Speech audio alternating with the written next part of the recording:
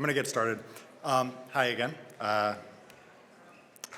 Adam Morgan here from NYU, and I'm going to tell you in this talk about a fascinating property of a language called Nungon.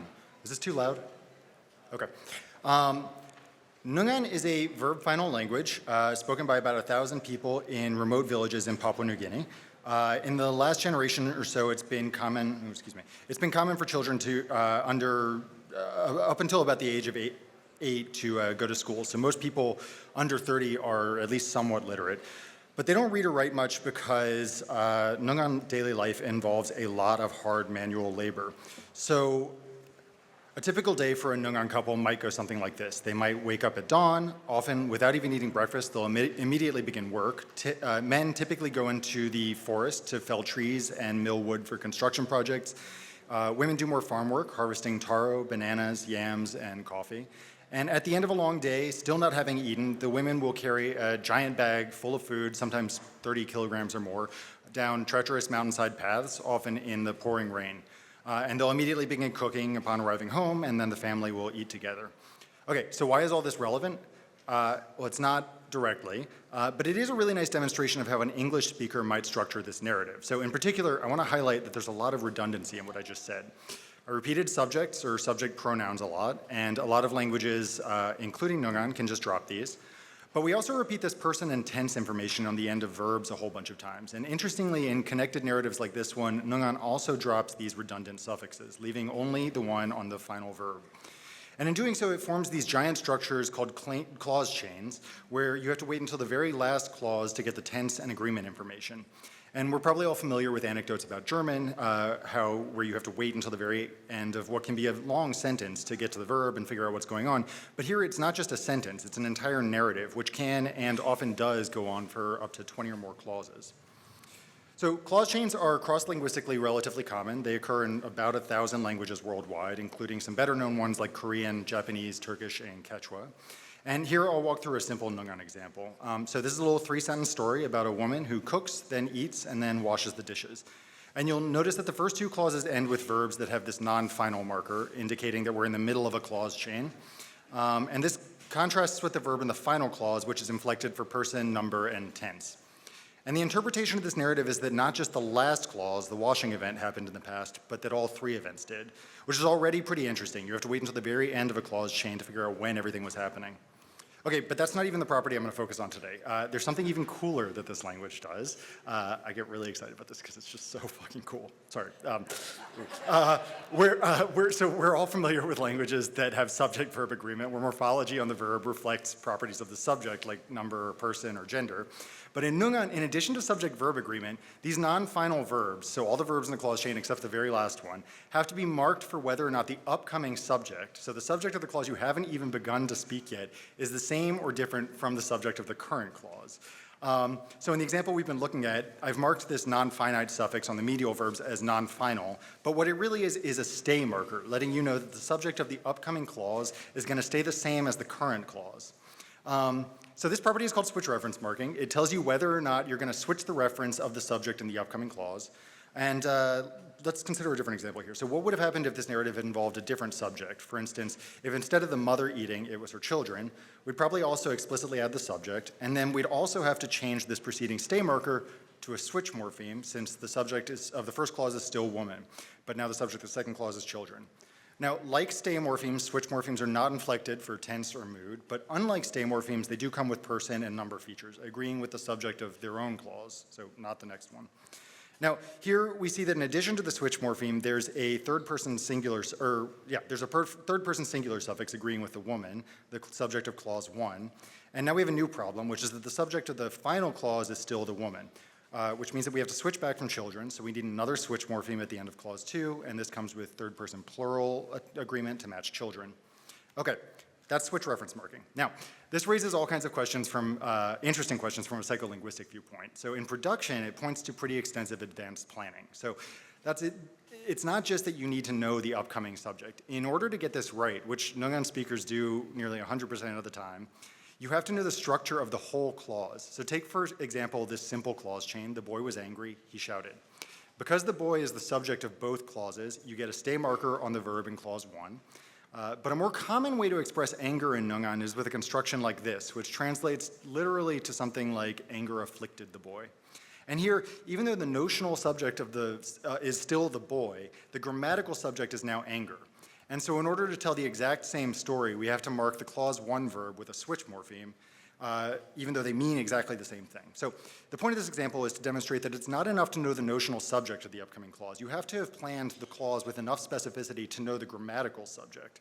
So switch reference marking requires an immense amount of advanced planning, which is unintuitive, to say the least, from the perspective of a speaker of a language where you can finish a sentence and then think for a moment about what you're going to say next. You can't do that in Nungon. You cannot complete the sentence without knowing the meaning and structure of the upcoming sentence. And it really makes you wonder, how does planning work in this language? And furthermore, it presents a cool opportunity to study a question about comprehension that's been difficult to address in more commonly studied languages. Namely, do comprehenders use verbal morphology to predict upcoming material? All right, so I'm going to talk to you about 2 experiments we recently ran in the field, and this is the question we addressed in the first of these experiments. And the second experiment I'll talk about was a production experiment, where we asked, do Nungon speakers ever make errors in switch reference marking? And in particular, is switch reference marking susceptible to interference effects like number features in cases of agreement attraction? All right, so to explore this first question about prediction during comprehension, a little background. Specifically, figuring out whether verbal morphology is used for prediction during comprehension has been difficult due to the fact that in most languages, subjects precede objects. So for instance, if we look at some simple English sentences like the woman washes the dishes or the girl eats, the agreement morphology that I've highlighted in purple comes after the subject, so it doesn't give you any information about the subject that you didn't already have. And the same is true in Nungon. Subject-verb agreement comes after the subject, so it doesn't tell you anything about upcoming words. As an aside, there's been some really cool work on Tagalog, a verb-initial language, showing prediction using voice morphology on verbs, and I refer you to these papers that are very cool. But as far as Nungon goes, agreement doesn't give us a chance to look at prediction. Switch reference marking, however, does. So you've got this additional morpheme that tells you, hey, we're switching subjects now, and it stands to reason that comprehenders might use this as a cue to anticipate the upcoming subject.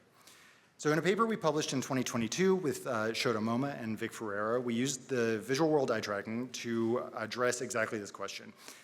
Hannah Sarvasy, one of our co-authors, brought a portable eye tracker out into the field and tracked participants' gaze while they listened to clause chains like the one on the right.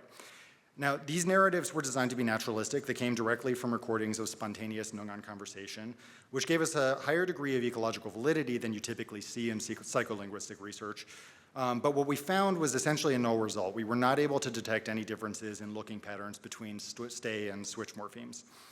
But an important caveat here is that by choosing naturalistic stimuli, we sacrificed a huge degree of experimental control. So we didn't experimentally manipulate whether a stimulus contained, for instance, a stay or a switch morpheme in the same position. And what this means is that in many cases, we were probably comparing apples to oranges. So in 2023, Hannah lugged the eye tracker back into the field to collect data from a new experiment with more tightly controlled stimuli. We again used the visual world paradigm, tracking participants' gaze as they heard clause chain narratives about 2 characters. And I'll give you a sample item here about a girl and a cannibal. Cannibals are common in Nungon folklore, so this might sound like a children's story to them. We used really scary children's story. We used Midjourney, an image-generating AI, to create images of people, animals, and objects that would be familiar to Nungon speakers. The auditory stimuli consisted of clause chains involving 2 characters, both of whom appeared on the screen.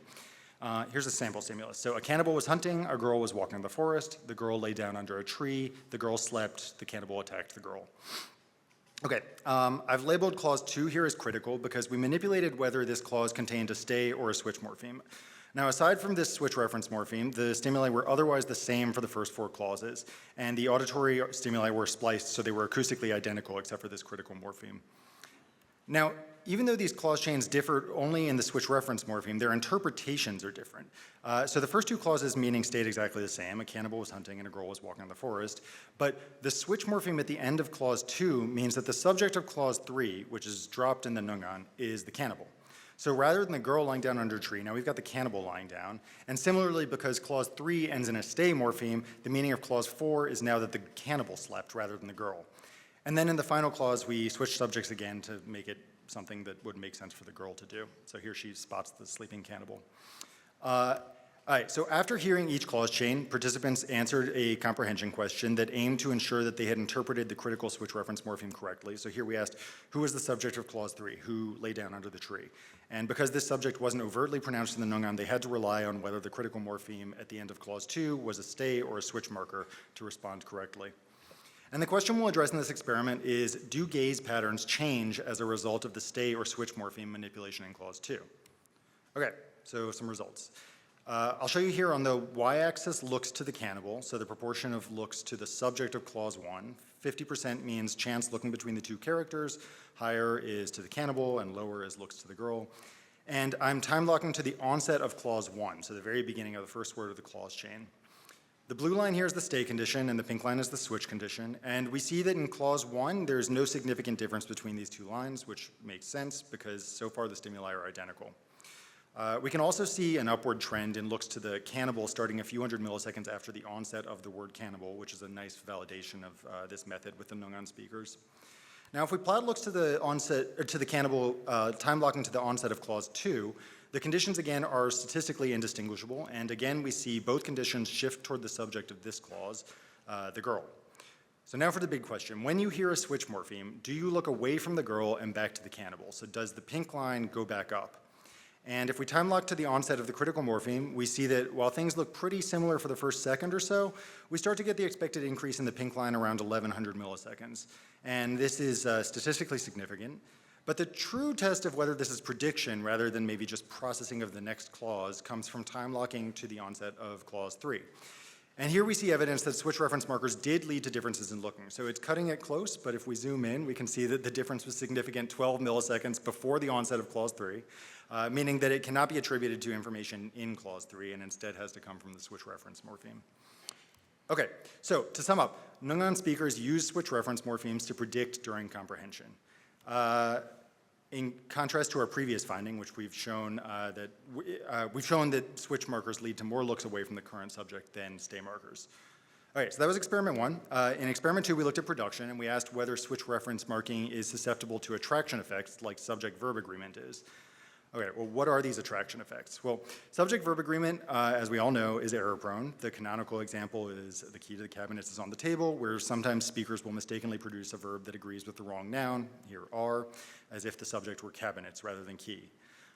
There are a bunch of theories about why this happens. Broadly, as people have mentioned throughout this conference, they fall into two categories. There are encoding error models where early on in production you build a representation of the number of the whole subject NP, key to the cabinets, and that's informed not just by the grammatical number of the head noun key, but by other kinds of information too, like the grammatical number of other nouns inside the subject and semantic features like notional number. Retrieval error models hold that the issue doesn't happen until you get to the verb, at which point you begin a backwards-looking search for what to agree with. So when you start planning the verb, you look through working memory for the relevant information, and if there's interference from another noun that's kicking around in there, sometimes you'll mistakenly pick that noun to agree with. Okay, now there's reason to think that Nungon might be a special case. So take, for example, this clause chain. The dog ran away, its owner cried. Here we get a switch morpheme because the subject of the first clause, dog, is different from the subject of the second clause, owner. So not to belabor the obvious, but in order for speakers to select the right switch reference morpheme here, they have to know that dog was the subject of the first clause, which means that the noun that this green agreement suffix needs to agree with has already been identified and is around somewhere in working memory. So if agreement relies on a backwards memory search, as in retrieval error models, then we might expect that Nungon production could be impervious to agreement errors. So let's look at our production stimuli. They were all two-clause chains, and to simplify matters, I'm just going to show you this sort of pseudo-clause. In the first clause, we've got a dog running away, and in the second clause, its owner cries. And because the dog is the subject of clause 1 and the owner is the subject of clause 2, we've got this switch marker on the clause 1 verb, run away. And the only novel thing that we included here is a relative clause on the first subject. So this translates to the dog whose child was sleeping ran away, its owner cried. Now, the reason we put this relative clause into clause 1 is to be able to insert a new noun between the subject and its verb. In this case, child meaning the dog's puppy. And the critical thing here is that we can manipulate the number feature on this noun so that it serves as a competitor or attractor for agreement on the clause 1 verb. So this is our agreement attraction condition, and it is exactly the same as the control condition except for the plural noun in the relative clause. And in this condition, rather than the correct third-person singular form, we expect that on some proportion of trials, speakers will produce third-person plural agreement. So to elicit these clause chains, we asked participants to listen to audio recordings of them and repeat them back to us. Now, sentence recall paradigms like this have previously been shown to involve reconstructing sentences from the message level or the meaning level, rather than relying on purely acoustic or lexical information. So we expected that even though we recorded these stimuli with the correct suffix, we would still see some agreement errors. Let's take a look at the results. Here I'm showing you the proportion of trials in each condition where we saw agreement attraction. That is, cases where the clause 1 verb agreed with the relative clause noun, with the relative clause noun children instead of the head noun dog. And we find that our number manipulation worked as expected. There were no agreement errors in the control condition, but around 17% in the agreement attraction condition. And for context, that's quite a lot. Cross-linguistically, we see numbers closer to like 5 or 10%, depending on the language typically. Okay, now, I've only told you about half our stimuli so far. In addition to manipulating whether there was a number attractor, we also manipulated whether or not there was what we called a reference attractor. So in this condition, the first clause was identical to the first clause of our control condition. What differed was the second clause, and in particular, the subject of this clause. So now, instead of the owner crying, it's the child crying. And the key here is that child now appears twice in this sentence, once as the subject of clause 2, and once as the subject of the relative clause. And depending on who Nungon speakers choose between switch and stay markers when they're speaking, we might expect that on some proportion of trials, speakers will mistakenly produce a stay morpheme here. So for instance, if the process for deciding whether to produce a switch or a stay marker involves retrieving the subject of the current clause from memory, and if this process is prone to error, it might occasionally identify the wrong preceding subject, landing on child rather than dog, and if so, the system should output a same marker, since the referent of the upcoming clause is also child. Okay. And then the final condition here is just a completion of the 2x2 design. We include a plural marker to induce agreement attraction and use the same noun as the subject of the relative clause and of clause 2 to induce switch reference attraction. Okay, so back to the results. This is the plot from before showing the first two conditions. Now in the full 2x2 design, these were our no reference attractor conditions. And then in the next two conditions, we see a similar pattern. There were more agreement errors when there is an agreement attractor, the green conditions, than when there wasn't. And this came out statistically significant, but as a reminder, this plot is only showing the proportion of agreement errors. So these are all cases of agreement attraction. But the reference attractor manipulation was meant to induce errors in switch reference marking, not agreement. So let's look at how often Nungon speakers produced errors in switch reference marking. Now I'll be showing you the proportion of reference errors per condition, and the big reveal is that there were none. Despite producing, gasps, yes. Despite producing a pretty high proportion of agreement errors, Nungon speakers got switch reference marking 100% right 100% of the time. So what does this mean? Well, most concretely, I think it means that these two systems do not piggyback off of one another. So that is, let's assume a queue-based retrieval model for a moment. So if, for instance, when you say the verb, in order to decide between a stay and a switch marker, the system looks back in working memory to find the current subject and comes up with dog. Now, dog also happens to be the noun that this agreement suffix needs to agree with. So again, if agreement processing involves a search through memory, well, the noun's already there. So agreement should be more or less a freebie. But as our data show, there were quite a lot of errors in agreement marking, meaning that this account can't be right. And more generally, we can say that whatever computations underlie these two phenomena, they have to be independent of one another to account for these independent patterns of errors in switch reference and agreement marking. This doesn't tell us exactly what's going on under the hood. That is, it could be that early on you form independent representations of number and reference, and for whatever reason the number formation is error-prone while reference isn't, or it could be that you do two separate working memory searches, one for reference and one for number, or it could be one of each. So for instance, you do retrieval of reference information, but early formation of number, or vice versa. Okay, so there are a bunch of possibilities. Regardless of which, if any of these turns out to be right, our results mean that these two computations do have to be independent, and this implies, what I think anyway, is a remarkable degree of complexity in Nungon production. It involves simultaneous, distinct mechanisms for accessing different kinds of information about the subject, as well as the upcoming subject, and then uses all of that information to perform a same or different computation in order to select the right suffix. Okay, so This is just so damn cool. I get chills. Okay, so to briefly sum up, we've shown that while listening to clause chains, Nungon speakers use switch reference markers to predict upcoming material. And in production, Nungon speakers separately identify agreement features and reference for the current subject. And while they're not great at agreement, they're really good at switch reference. All right, so with that, I want to acknowledge my co-authors, Jenny Yu, Ögate, Ismael Dono, and Hannah Sarvasy, our funders at the Australian Research Council and what's left of the NIH. And that's all I've got. Thank you for listening.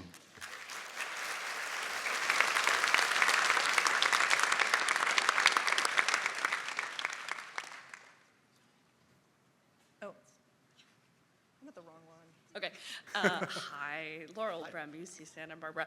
I'm cutting my flight close to see this talk for you, Adam, because I knew it was going to be really cool and you didn't disappoint. So, okay, this is great evidence for two separate processes. How do they do it? Like, okay, Brad, okay. Future research will tell. Yeah, exactly. This is amazing. Wow, cool. It is really cool. I don't know. I suspect some of it might have maybe one way of phrasing this more as a question other than an oh my god is why is agreement so bad? Because it really, Yeah. I mean, in every other language, it's not even, so the 5% comes from what I think is a wrong way of analyzing the data, and it's smaller than 5%. So we can talk about this later. Okay, yeah. In English, if you take out the other trials which are informative, I have a paper about this. I'll send it to you. It's fine. It's small. It's a small effect. But what is a larger effect in meta-analysis I did of English is memory errors. And this model that I have says that maybe some of the memory errors and the agreement errors are actually the same thing. So I can't model this. But at the same time, why is the agreement so bad? Yeah. So like. Wow. So one thing I left out is, so this is excluding trials where we didn't get pretty much anything but exactly what we were looking for. Oh, okay. So this is the same thing people do in English. Sorry? This is the same thing people do in English, and it really changes your base rates. Yeah. Yeah. It turns out to be wildly complicated in this language because of a bunch of features I can tell you about later. But because they drop subjects and because agreement isn't there, a lot of the time if we don't do that, you're not sure that they're interpreting it the way you want them to. So it's, it may be related to that, but we did get rid of something like 45% of trials, and in the comprehension study, it was equally. The comprehension answers were just abysmal. I think we were like 55% accuracy. So, Okay, but it's the same to thing what as degree English, yeah. that's just Yeah. a function of, I don't know. Cool. Yeah. Awesome. Thanks. Hi, Jessie Snedeker. I'm really fascinated by these clause chains, They're right? fascinating. Because it looks like a level of organization above the level of a sentence. Mm-hmm. And you know, if you've ever tried to write with people, you know that paragraphs, there's nothing principled about them at all. They're bullshit, right? So we don't actually have something like that. Yeah. And I'm imagining these clause chains don't go on forever, right? They must end Hannah- at some point. And so, do you know anything about like what causes a clause chain to end? Is it only changing speaker, or does it happen sometimes at narrative breaks? Like, meanwhile, back at the farm, do you change then? So I don't know. Hannah's the senior author on this, and she's the expert in Nungon. She's a field linguist who's been doing this for decades, and she's amazing. She says that often these things will go on for like 20 plus clauses. One thing that's super interesting that I don't really know what to make of is there's also this sort of conversational style in among Nungon speakers that's very different, where they will recount narratives, but they'll want someone else to tell the story. So like often it's with like a parent and a child, but not always. So they'll say like one clause, maybe two clauses at a time, have someone else repeat exactly what they're saying. And they maintain the switch reference marking, even though there are these interruptions between speakers, which means that they are actually planning, you know, that means if they're saying a clause and then finishing and waiting for someone else to repeat it, they've planned the next clause, even though there's this like few second interval. It's really cool. Beyond that, I don't really know what to tell you. It's fascinating. It's just like a completely different way of narrative, of structuring narratives. Oh, and the other interesting thing about that is when they're doing this, like, I forget what she calls it, verbatim narrative repetition back and forth situation. You're not supposed to react. So if there's something surprising, you don't react until the second person has told you. So you're supposed to act like the first person's not there, which is really cool. Anyway, Thanks. yeah. Hi, I'm Jennifer Arnold, UNC, and thank you. This is so fascinating. So partly I just want to say that, but also I just have so many questions about how this works. And you were talking about like the different ways that you can structure a sentence. You could say it sort of in what looked like an active versus a passive, but these things tend to pattern together. In English, I'm wondering how they must pattern together in, like, the information structure must be guiding both their decisions about what kind of structures to use and the switch and what, I mean, it might be influenced by whether there is a switch reference or not, and then also their referential forms. And so what do you know about how all of these things work together? Yeah, so I'm not 100% sure I understand the question, but I think what you're getting at is back to this example with, I don't know if I'm able to find it, but where you've got anger expressed in two different ways, and one of them requires, is this Right. it? Like, I wouldn't expect No. that you would use the passive. You wouldn't, I would predict that you would have a lot of stay references, that they would structure them until, they wouldn't be switching around the active passive if there's an available stay reference in what's happening in the embed structure. They would, I think that's true. So the one unfortunate feature of this language, for our purposes anyway, is that it doesn't have a passive. So the way, so is it inverse? not that I know of. I think it's, I don't know, this is maybe a better question for Hannah than for me, but so the evidence that it is syntactic, that it's following grammatical subjects rather than topic or something like that, which in other languages there is, that have switch reference marking, there is like topic-based switch reference marking. But it seems to really be about subjects in this language, and that comes from expressions like, not this, whatever I showed earlier, where you have, like anger is the canonical example, where you can express it in two different ways, sort of like active-passive, but it's whether anger is the subject or the person who is being angry is the subject. And these are, according to the Nungon speakers, synonymous, but yeah. So it unfortunately doesn't, I haven't found a good way to disentangle all this given the grammatical features of the language, but maybe in a different language that has switch reference marking, we could do it. Yeah, but I would be interested, I mean, just to look at corpora and see how frequently is the switch anger put into versus- the subject position. Yeah. And I would predict that it wouldn't be there if putting the boy in subject position would allow for a stay simpler, reference. But yeah. that's the open question. Like, I don't know. This is such a fascinating language. Is that how Yeah. they do it? So. It'd be really cool to look into, yeah. Agreed. Thank you. Thanks. That is super interesting grammatical phenomenon. I'm wondering, similar to Jesse's question, I think about, what are the limits of this system? On the comprehender side, have you thought about whether there's any potential to kind of reconstruct what the subject is based on the semantics of the verbs? Is there a possibility that you can constrain interpretation from meaning? In comprehension specifically? Yeah, or production, if there's a way that the meaning can constrain how things are going to be formed. Probably. I don't know. That's an interesting idea. It would make it like less challenging to do this, Yeah. So, That's an interesting idea. I honestly hadn't really thought about it. We're already working on sort of a next round of experiments, so maybe we could sort of incorporate that into them. Thanks. Unfortunately, that's all we have. Okay. Thank you all. Thank you so much. Yeah.